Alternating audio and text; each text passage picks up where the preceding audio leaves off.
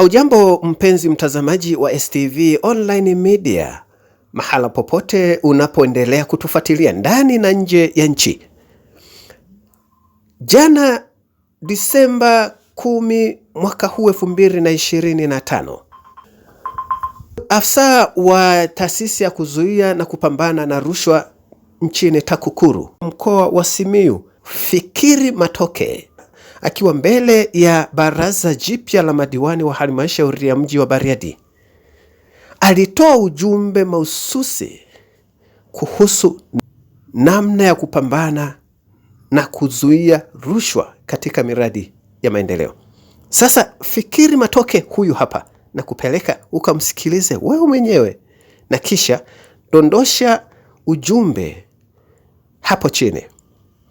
Ni nini madiwani wanapaswa kufanya katika kushiriki kuzuia na kupambana na rushwa kwenye miradi inayowafikia wananchi wa maeneo yao kupitia fedha ambazo zimekuwa zikitolewa na serikali. Mimi ni Sitatuma na hii ni STV. Ni matumaini ya taasisi kwamba waheshimiwa madiwani ambao wameapa leo, kiapo mlichokiapa hapa muda mfupi uliopita kina thamani kubwa kwenye maisha yetu ya kawaida, lakini kina thamani kubwa kwenye maisha ya wananchi ambao wanaenda kuongoza katika kata zetu. Wana imani na ndio maana wamekichagua hata Chama cha Mapinduzi.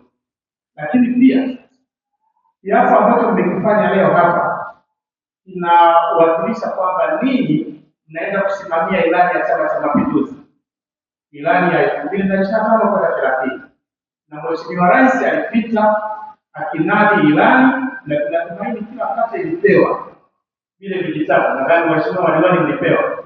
Pitieni muangalie miradi mingi inasumbua sana kwenye kata zetu. Serikali inatoa fedha, lakini waheshimiwa madiwani mnakuwa sio sehemu ya hiyo miradi.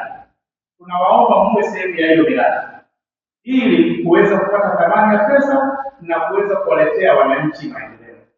Jambo la pili na la mwisho ambalo ningependa kuliongea kwa niaba ya mkoa wa TAKUKURU, waheshimiwa madiwani wengine ni wa kipindi kilichopita na wengine ni wapya. TAKUKURU tunayo program inaitwa TAKUKURU Rafiki. Programu hii tunaiendesha katika kata zote, na programu hii inasimamiwa na madiwani wanakuwa ndio wenye viti, watendaji wa vijiji wanakuwa, watendaji wa kata wanakuwa makatibu. Sisi TAKUKURU tunaratibu.